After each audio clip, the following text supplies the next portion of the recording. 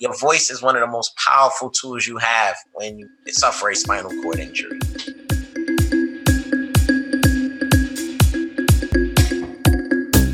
Welcome to the Strokecast. A Generation X stroke survivor explores rehab, recovery, the frontiers of neuroscience, and how to peel a banana with one hand. Hello, I'm Bill Monroe, and welcome to episode 79 of the Strokecast. This week, I talk with Garrison Red, and Garrison shares some details about an exciting giveaway from the Reed Foundation and Google. We'll talk about that and how you may be able to participate in that between now and August 12th, 2019, towards the end of the episode. 14 years ago, at the age of 17, Garrison Red was an athlete. He was actually the star running back on his high school football team. He's a great student, and he was getting ready for his senior year of high school and a promising career in college that could potentially combine athletics and scholarship and all sorts of stuff. Then one night, in an act of random gun violence, he was shot in the spine. Since then, he completed college, he's worked in finance, he's pursued a career in fashion, dance, athletics, and now Olympic powerlifting. He's also started his own organization, the Garrison Red Project, and partnered with the Reed Foundation to help folks with disabilities. He's not a stroke survivor, but he is one of our neuro cousins. Sudden damage to his nervous system, in this case his spinal cord, led him to accomplish all of these things over the past 14 years from the freedom of his wheelchair. One final note before we get started. Garrison refers to the Reed Foundation a number of times, but it sounds like the Reed Foundation due to the nature of recording audio over the internet. You can learn more about the Reed Foundation at christopherreeve.org. And of course, those links will be in the show notes for this episode as well. So now, let's hear from Garrison Red. So Garrison, thank you so much for joining us on Strokecast this week. You're more than welcome. It's a pleasure to be here. What was your life like before your injury? Well, when I got injured, at the time of my injury, I was 17 years old.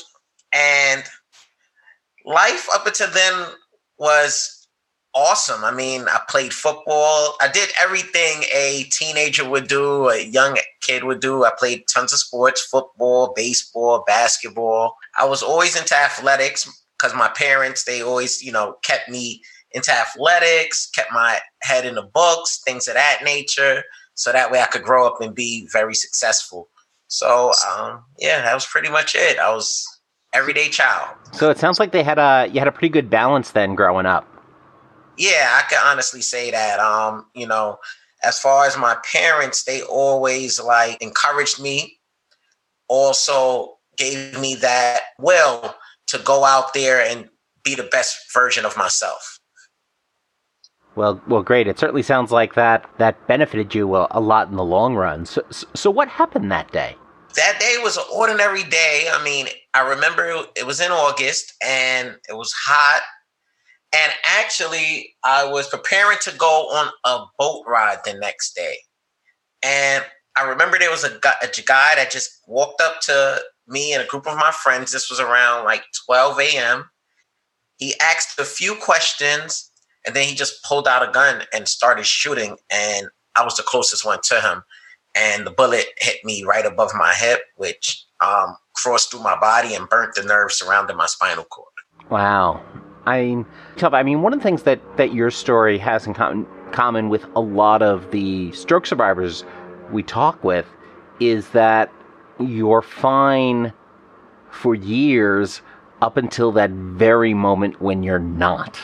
And suddenly you have to deal with this big change. And I mean, that's really difficult at any age, but I imagine that's going to be even worse as an athletic teenager. I mean, how did you manage that at that age and avoid just sort of giving up and giving in? Well, basically, it all went back to the qualities that my parents instilled in me, which was hard work, work ethic, consistency. When those things are embodied in you, you are able to overcome a lot of adversities that are unexpected.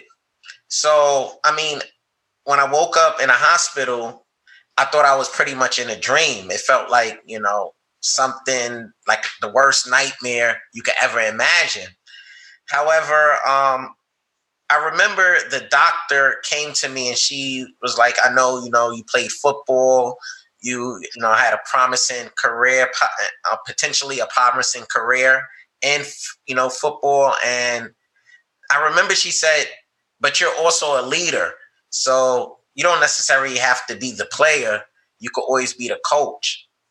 When she said that early on in my injury, at that time, it pretty much empowered me and gave me a motivation to show the world that despite whatever occurs to you, you can always overcome any adversity that's put in front of you. Because at the end of the day, as long as you're alive, you still have the ability to change the world. So it goes back to being the best version of yourself. So it's how you want to see yourself. And a lot of those qualities just came right back, and it helped me get through this tough time and this ordeal. You never know when those lessons that you sort of just pick up every day in life are suddenly going to become instantly that much more important. Another key thing is you have to be appreciative. You have to be appreciative of your abilities. You have to be appreciative of living, because so many people take for granted just, everyday abilities that they have. And I know, with stroke survivors, with individuals living with spinal cord injuries, when that ability that we have or had is taken away from us, then we have to learn how to adapt instantly. So life goes on. Do you have a favorite memory of what happened, of anything that happened in that hospital or in your rehab process? Oh yeah, I have a lot of pretty good memories, but let me see. The one that probably would stand out the most was this kid named Dan Roy. And at the time, he must have been about 6 or 7 years old. And he was an amputee. And me and him had like a dip contest, because a part of our rehab was, to build our upper body.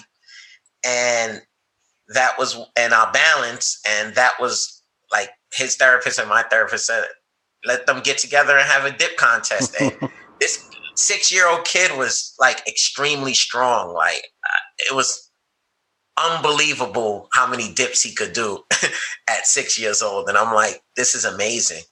So that's probably one of the most memorable times and one of my favorite memories from being in rehab. That's fantastic. It really highlights the importance of community, even when it's someone we wouldn't have thought of as a peer, a couple of weeks ago. Suddenly, both you and the 6-year-old are able to take something from each other's experience. Exactly. And the difference is with a 6-year-old and a 17-year-old is that a 6-year-old sometimes do not totally understand what is going on, what they're going through at the time. And when you're 17, you're dealing with all different types of emotions and things of that nature, just being 17, even, prior to the injury. Yeah, so that's hard enough without a major injury. Exactly, without something catastrophic happening to you.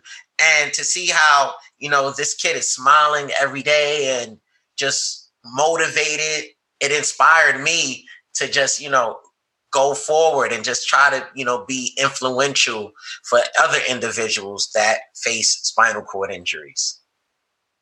Well, I think that's so important. And what you were saying before about gratitude, one of the things that I found interesting is if you had told me back on June 2nd, 2017, that, tomorrow you will no longer be able to use your arm and you will no longer be able to use your leg, I would have been horrified at that thought.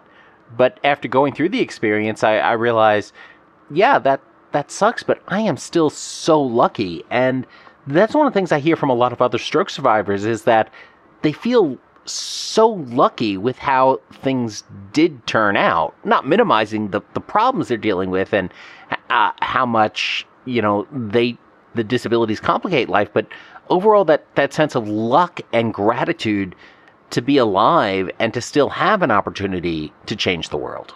Exactly. And then there's also like great organizations out there as well, such as like the Reed Foundation, where, it's a community of other individuals that have been through your same or similar experience where you could reach out to and just pick their brain on how they overcame their catastrophic injuries. So, things like different foundations and organizations, I feel, play an important role in individuals overcoming this adverse situation.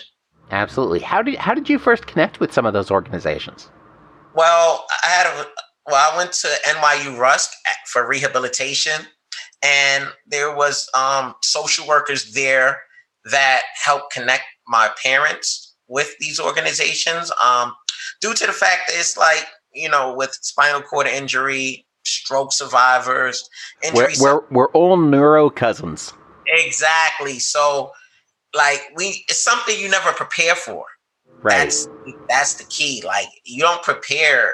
You don't walk outside one day saying like, something's going to happen where I'm not going to lose the ability to use one of my limbs or anything of that nature. So, luckily, the rehab I was in had great social workers that really played a major role in providing my parents with the right information in order to assist in my recovery.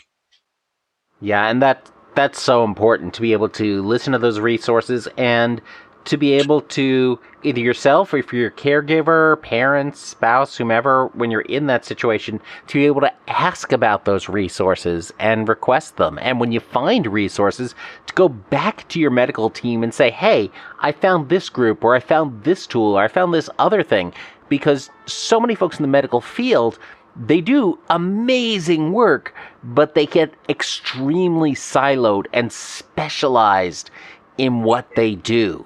That sometimes it falls to the patients to be able to share that information across specialties. Yeah, and luckily my mother, she worked in a hospital for over 30 years. So she knew what the deal was. Yeah, so she knows the appropriate questions to ask to get the answers that she would need in order to help me in recovering. So she knew exactly, who to look for, what to ask them, because a lot of times if you don't ask the right question, you won't get the right answer, which, you won't get the help that you need. So, since that time, you then got into fashion design. What drove that interest? It's not a field we historically expect an athletic guy to want to get into, and yet this is the path that you chose. It fell to me. I was at work one day. I used to work for the Department of Treasury. I was behind my computer, and all I could remember was saying to myself, this is too boring. Like, this is not for me. I didn't graduate college and, expect to just work behind a computer for the rest of my life. So I met with my godfather, and he started a clothing line, and he basically was like, yeah, I'll take your input, your insight, because I'm a pretty fashionable person to begin with. So I'm like, yeah, I kind of know, what's the trends and what's going right now. So from there, I actually through him, I met good friends of mine, which is one is Ben Fine and Justin Butler from MILFDAD. And they was like, yo, you just so, fashionable, you so trendy. We need like your insight, your input with us and this clothing line. So I'm like, okay, sure. I always was into fashion. Actually, I majored in finance. However, I did take electives in like fashion design and fashion merchandising because I just always had a thing for it. So I wanted to learn more about the garments that I'm purchasing and things of that nature. So through there, that's essentially how I got into fashion.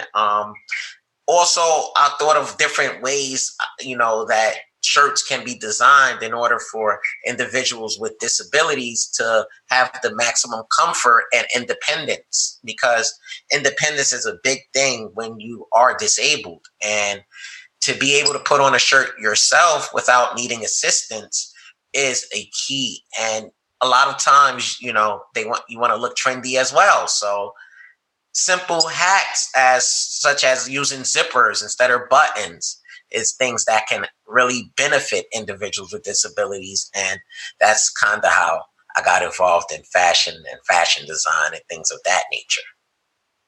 Awesome, because that whole field of accessible clothing is just so important. I mean, we start to see some other crossovers from other areas too. I mean, one of the things that I was surprised to learn outside of the disability space directly was that newscasters, for example, on TV, their jackets and their suits are cut differently because they're designed to fall better in somebody who's sitting all the time and only being seen in a sitting position.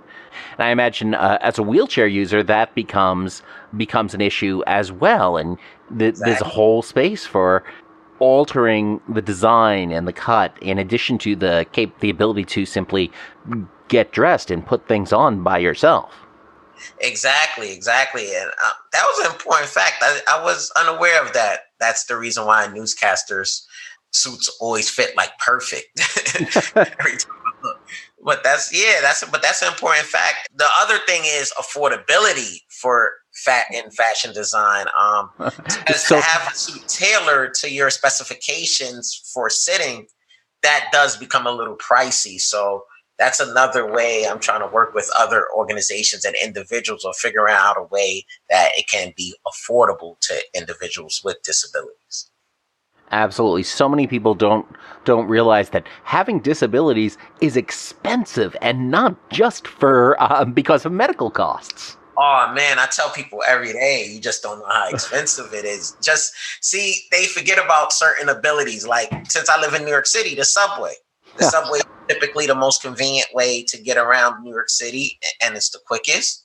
However, the subway wasn't designed for individuals with disabilities. So think about a trip for me from Brooklyn to, say, Queens. Instead of me not having the ability to take the subway, I may have to take a cab ride, which would be like $60, $70. It's very, very expensive. And that's just one example of how people forget about the cost that we encounter once we're disabled. Exactly. That disabled parking permit is nice, but it doesn't make it all worth it. Exactly. And that's another thing. People are very inconsiderate, and they park in the handicap spots all the time, and it's not enforced. Like, there's nobody going around enforcing that, you can't park in handicap spots, at least not in New York City, the way they should, or the way I assume they should. But yeah, that's another inconvenience that we encounter. But yeah, as far as the expense though, and then you got to think about other things. Like certain spinal cord injury individuals like myself, we can ambulate a little bit with braces and maybe another assistive device like a walker or crutches. And that's extra shoes, you got to buy other pants sometimes if you want to, put them over your bracing. So it's like, it's a big expense. Yeah, very much so. Very much so. What is the Garrison Red project? Once I got into fashion design and modeling, I met this lady, and she just was so intrigued and appalled by like all my abilities and things that I were doing that we met together. And I actually met her it was my cousin and I, because we had a vision of something, but we didn't know what it was. And I was speaking with her, and she was like, "Do you like your job?" And I'm like, "Nah." And that goes back to when I was telling you how I had that epiphany at work, like, I'm way too cool for this. So, my cousin and I was there, and she was like, "Maybe you should start an organization or something like that." And I was like, "An organization? That sounds cool, but I don't know exactly like how to go about it. Then basically she was like, there's libraries. And she told my cousin and I that. And, I have a degree in my bachelor's in finance. So I was a little aware of what I needed to do to go about it. But you just need that push sometimes. We said we should call it the Garrison Red Project. So we started an organization for individuals living with disabilities. And we provide them with assistive equipment so that way they can attain success. The reason why I started it, because for a lot of people that may not know, is that when you're disabled, a lot of things fall in the hands of the insurance company determining what is best for you. So like certain wheelchairs, like for instance, I use a tie light, which is a titanium frame, and it's very lightweight. And it gives me so much independence, being that I'm able to travel independently, especially by driving.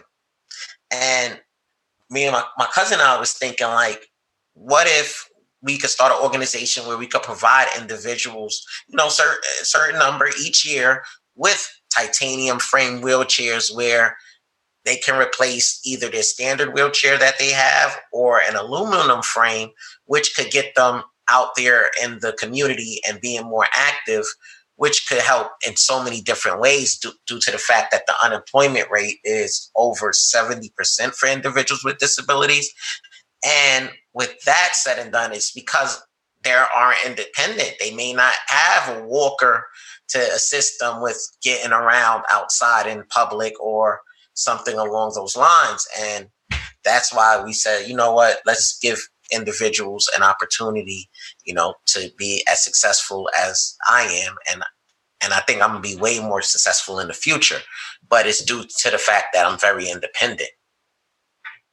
That independence is so important for so many reasons. Everything from, being able to go out and get a job to simply having your own self-esteem and self-respect to be able to go out and do things that you can, and to go out and discover things that you can accomplish. When it's that much harder to just get out of the house, it becomes so much more challenging to do that.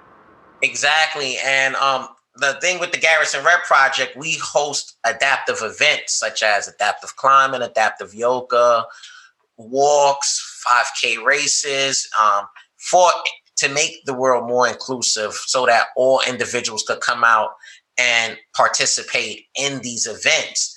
And that's how we typically go about raising money for the organization to provide individuals with these adaptive and assistive devices. And we also want to raise awareness to the capabilities that individuals with disabilities have. Like me, for instance, I feel that I'm not disabled.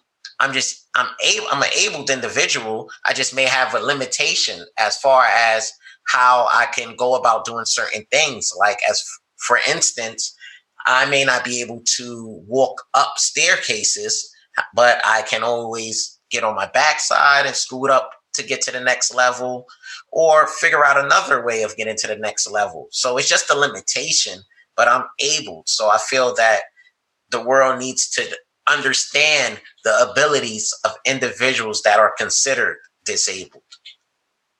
Absolutely. And just work to make things just a little bit more accessible, because once we can get in to the place, then we can do amazing things. Exactly. Because if you think about it, like, a wheelchair is not a restriction. It's just a device that an individual may use to get around. It's the restriction society places on wheelchairs that creates the problem. So that's the key. And with universal design now, I mean, it could benefit so many other individuals across the board. And then if you also think about it, and another aspect is that everyone at some time in their life may become disabled. Once you become elderly, you may lose your ability to balance on your 2 feet and have to use a wheelchair or have to use a walker. So that's what I think in the past was being overlooked. However, as more and more individuals are speaking about it, and incredible podcasts like strokecast.com, I feel that it's going to definitely be something that's going to be of change in the near future. Oh, well, I certainly hope so. And I think you said something else there, too, about when you're scooting up the stairs.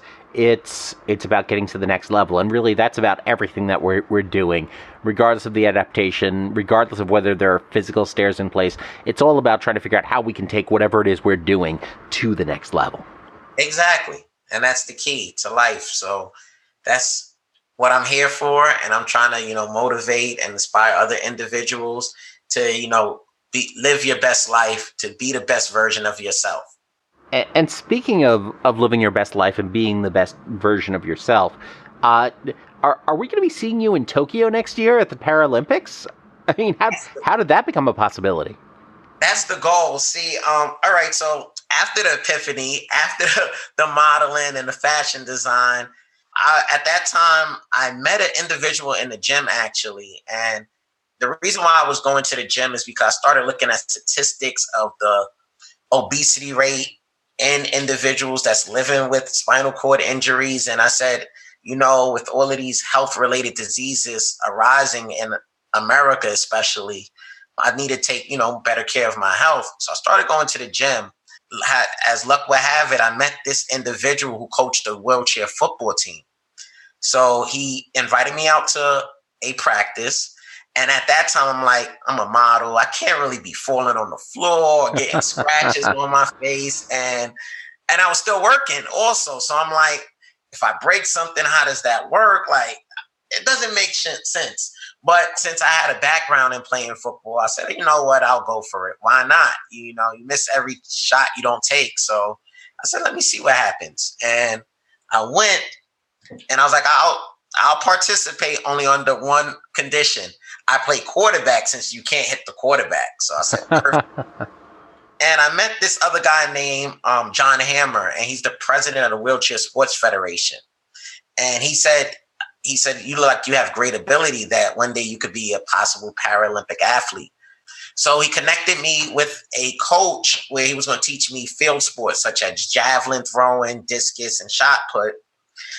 But the coach wasn't as dedicated as I was, because I would come to practice and the coach wouldn't be there. But I reached out to the guy, John, again, and he said, you know what, since I see that, you're really motivated to get involved, I'm going to connect you with this team called the New Jersey Navigators, and they're like the best junior track team in the nation. And he connected me with them. So I'm doing wheelchair racing. And then my coach says, hey, there's a powerlifting meet coming up. I'm going to enter you in it. So I said, all right. He's like, how? So I'm like, I'm training for it, but not really training because I don't know what to do. He's like, he's not really a powerlifting coach, but he just saw that I was really strong and had, powerlifting ability. So I went to this meet that he entered me in. And the first lift, I didn't know what I was doing. I didn't know there was cadence and you had to listen for certain instructions. I messed up the first lift, and that was around 225 pounds. And at the time I was weighing 120 pounds. Oh, and man. I didn't even know I weighed 120. I told my coach I weigh 140 pounds. He's like, all right, when the last time you got on the scale? I was like, it's been years. Like any medical facility I go to, they don't have a scale that's accessible for an individual that uses a wheelchair. That's one of those simple things you don't even think about. How do you get up on a scale if you can't stand up? And they always ask me, what's your weight? And I say, I don't know. How would I know? There's no scale here. This is the medical facility. It should have some type of weighing device for an individual with a disability, but that's another topic. Sure. So they weighed me there. Actually, at the meet, all meets, they have a scale that's designed for individuals with disabilities. That way we can, because powerlifting is a weight sport. It goes by weight. So there's different categories and based on, whatever category. So the weight at that time was 54 kgs, which equates to 119, 120 pounds. And at that weight, I was able, the second time when I lifted the 225 pounds, I messed up again because I never did it before. So I didn't know what to do. And then the third time I went up to 245 pounds. And I can remember my cousin saying, just listen. You could do it. Just listen. And I lifted it. And from there, it was like 2 days later, I got a call from the performance manager from Team USA Para Powerlifting. And she's like, you should vie for a spot. And first of all, I'm like, well, actually, it was an email. I'm like, how you even get my email? Where did you find that at? But I guess it's true. When they good, they'll find you. And they connected me with a coach who's my current strength coach, which is John Gaglione. I did a certification because first you have to get certified in para powerlifting as far as like nutrition, doping, things of that nature. So you got to go to like an informative course first. And then they flew me out to Colorado Springs for a quick start camp, which is where the Olympic training facility is. I was able to lift 270 pounds out there and in front of the strength coaches for Team USA. And then I qualified officially in February with a qualifying lift of 273 pounds, which qualified me for World Championships in Kazakhstan and the Paralympic Games in Peru. And that's when I made the team. But it was pretty much overnight. And thanks to my coach, John Gaglione, who's the owner of Gaglione Strength in Farmingdale, Long Island, he really took the time to learn more about the sport of para powerlifting because he's just strictly a powerlifting coach up until he met me. And actually, he also got another para powerlifting athlete. It started, bringing awareness, and we started seeing a change how other individuals with disabilities want to get into powerlifting. And he's pretty much learning together, but he's taking some of the techniques he learned in regular powerlifting and he's applying them in para powerlifting. And the last meet I competed in Virginia with national team mandated meet, I was able to lift 273 pounds, actually weighing like around 119 pounds. And that was pretty much like a tremendous mark. Wow, that's amazing. And, it comes from getting out there to do something for yourself and getting out there and seeing folks and meeting folks and getting seen by folks just by that decision to go to the gym, take care of yourself, to hopefully avoid acquiring additional disabilities down the road. Exactly. And it goes back to what I said, with you miss every shot you don't take. And, you don't know what you like until you actually experienced it or actually done something different. And you're like, oh, I might like this more than this sport or, whatever the case may be in life. It's just, you just got to try different things. Like also I'm a dancer for this company called Heidi Latsky Dance. And I'm an athlete. There's no athletes that's dancers, but it's something to do. And it's something I like. And I said, you know what? It gives, and it also provides other individuals with similar conditions that you could do this as well. It's not only me. You could definitely do it. You just have to get out there and try it. Absolutely. And dancing is athletic. I mean, definitely requires a lot of athleticism, or gives you an opportunity to develop it. And one of the things that's really interesting too, when you start talking about dance, for a stroke and TBI folks, is that the motions of dance and the rhythm, and just the repetition that can be a part of that can also be really helpful for brain health in reacquiring balance or potentially restoring other functionality. So it's a great add-on there. I feel that movement in any form or fashion is a beneficial thing for anyone, not only individuals with disabilities. Just it goes across the board. Everyone should be active, and movement is a great way of helping, stay healthy. So, I mean, you've been doing all of this stuff, and you've also then, been able to be part of a recent Google Home pilot program. So can you tell us a bit about that? Oh, that's amazing. The Google Nest program is providing up to 100,000 free Google Home Minis through the Reed Foundation for individuals and their families impacted by like paralysis. to enhance the quality of life at home. So this device has been amazing for me because I am able to control everything by my power of my voice, as far as my lights, television. I ask Google questions, as far as, like, say if I'm making a new meal and I need to know an ingredient that should be in it. I can ask those questions. Also, there's a doorbell feature where you can actually see who's outside of your home, which is amazing. When you don't have the ability to, say, move one of your limbs, such as your arms or, your legs, whatever the case may be, a lot of things become an inconvenience for you. A lot of times I have to get on my bed to cut the TV on, then get off my bed to cut the light off. Or sometimes when I'm laying down in the middle of the night, my temperature in my body changes, as far as sometimes I'm cold, sometimes I'm hot, but I'm able to now stay laying down without having to get up and control my AC or control my heat, which has been amazing for me, and it can benefit so many other people. So it's something that should definitely be taken advantage of, getting these devices. Yeah, definitely. I've got a number of them in my home as well, and I use them for, talking to my girlfriend when she's in the other room. It's often my alarm clock. It has a bunch of jokes, so you can just ask it to tell you a joke. Yeah. I use that feature all the time. Like, I say, "Hey, Google," and it tells me a funny joke, and I'll be like, ha. But yeah, it's really, really plays an important role in my day-to-day life currently. I keep my schedule in it. It's so easy and accessible where I could just say, "Hey, Google, I'm doing this at 2:00 p.m.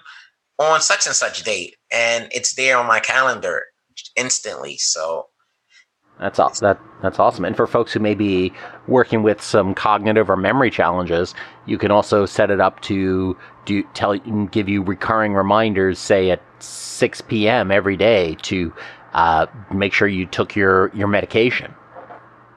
Exactly. And that's why I'm so thankful that the Reed Foundation have provided me with this opportunity to participate in this, due to the fact that I was able to see how voice-enabled devices can create a much more independent form of living for individuals living with spinal cord injuries. So they definitely should go to googlenest.reedfoundation.org and see if they are eligible for a Google Nest device. So it can make your life a lot easier. Awesome. And we're going to have all those links over at strokecast.com/Garrison as well.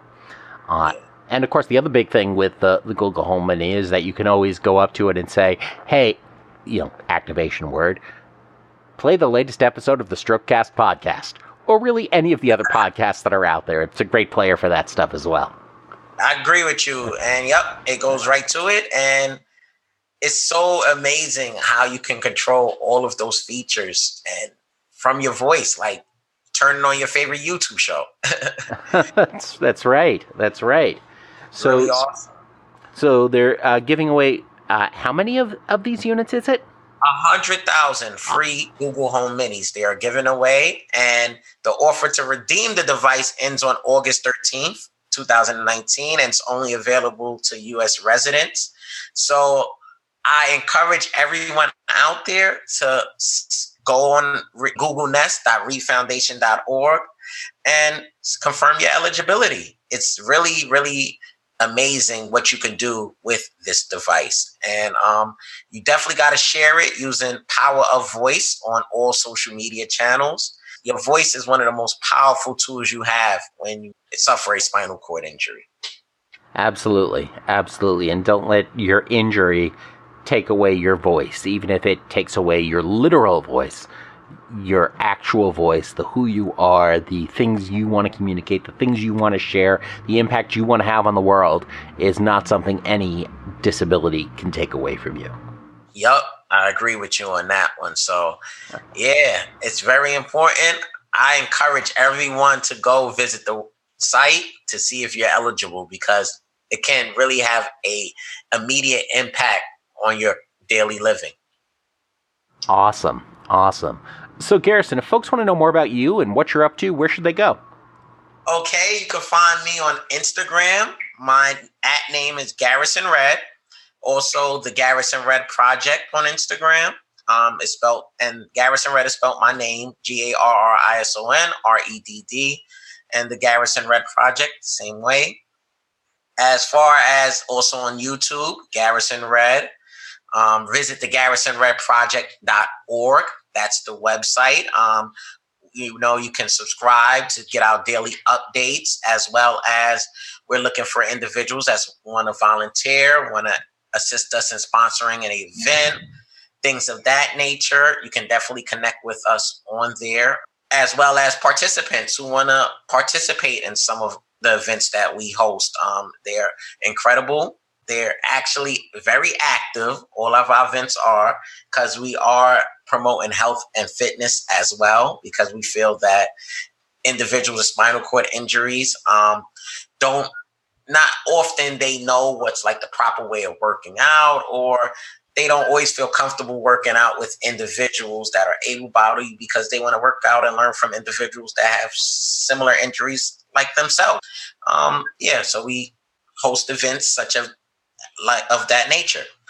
What else? You can find me on LinkedIn, Garrison Red as well. Pretty much everything I'm under Garrison Red. Awesome. We're going to link to all of those again off of strokecast.com/Garrison. So in terms of the Garrison Red Project and the volunteers and the events you're doing, are your volunteers then all New York City based and your events happening in New York City, or do you have programs around the country? Currently, most events are currently taking place in New York City. Okay. We're looking to host an event in 2020 somewhere in either Atlanta, Miami, or possibly California. So that's what we're looking forward to. We've been talking with other organizations as well that have similar missions to like ours, as far as helping individuals with disabilities, especially individuals with spinal cord injuries. So we definitely are going to do a collaborative event in another location somewhere in one of these 50 states. Fantastic. And people can donate as well if they want to, donate to assist us. It is a 501c3, not for profit, so it is tax deductible. Awesome. So Garrison, thanks so much for joining us this week. This has been fantastic. No worries, man. It was amazing speaking with you. I can't wait, to hear this episode play back, because the Strokecast is really doing important things for the disabled community. And that brings us to our hack of the week. I have a nail clipper that I use to clean out the bearings of my wheelchair. Sometimes threads get stuck into them, which wears out the bearings, which makes the front wheels very hard to propel. So I use a nail clipper once I see that there's an abundance of threads stuck in the wheels, and that's how I remove them. Because for me to cut it with a scissor is not, the scissor typically doesn't fit, and I can't keep myself bent over for that long period of time to try to figure out an angle. So I use a nail clipper, and it serves me a dual purpose in a nail clipper. None of us expect to find ourselves as part of the community of folks with disabilities, let alone as suddenly as happens with a stroke or random gun violence. But here we are. And it's great that there's an opportunity for us to learn from one another. Here are the eligibility requirements for the Google Home Mini giveaway that Garrison talks about. 1. You are living with a physical disability, mobility challenge, or paralysis. You are eligible for a free Google Home Mini. 2. You are a caregiver and providing care to an individual living with a physical disability, mobility challenge, or paralysis. You are eligible for a free Google Home Mini. 3. You are living in the United States. And 4. You have not already submitted for a free Google Home Mini. If you meet the requirements, head on over to googlenest.reevefoundation.org and fill out the form by August 13th, 2019. This isn't a sponsored post or episode or an ad. I just want to share this program and Garrison's story with you, and I'd encourage you to share it with others in the stroke community as well. Again, this giveaway runs through August 13th, 2019. Now, in our conversation, Garrison also mentioned the unemployment rate for folks with disabilities at 70%. You may see some different figures, so I wanted to offer some context. First of all, Garrison is right about that rate in the United States. Now, brace yourself for some data and statistics. Lots of numbers here. This comes from the U.S. Bureau of Labor Statistics. In 2018, the unemployment rate for men with a disability, 7.9%, was about the same as the rate for women, 8.1%. The unemployment rates for both men and women declined from 2017 to 2018.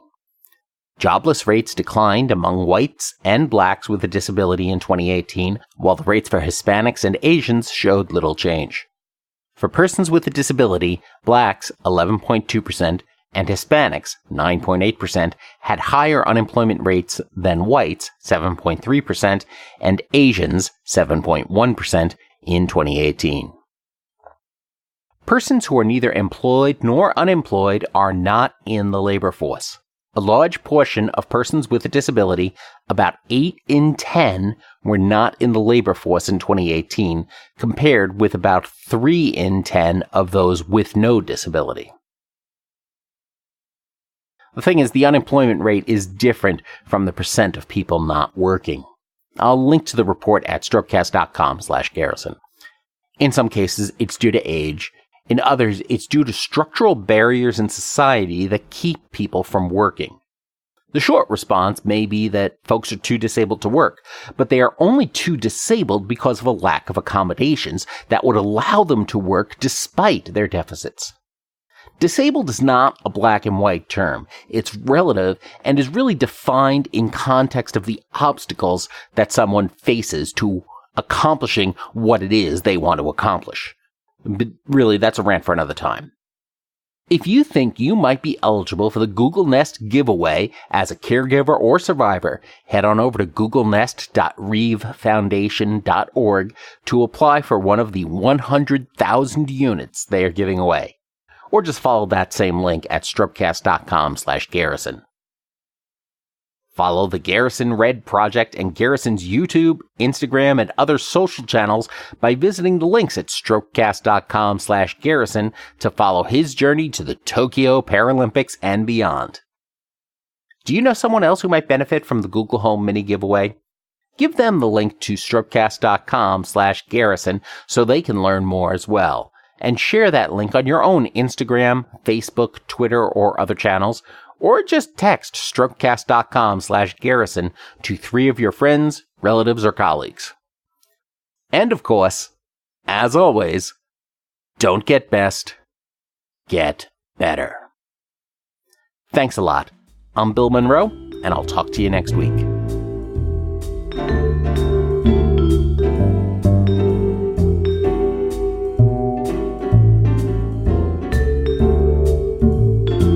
The Strokecast, Bill Monroe, and Bill's guests provide general information and entertainment, not medical advice. Please do not make any changes to your treatment plan or the execution of your treatment plan without first consulting your personal doctor or medical team.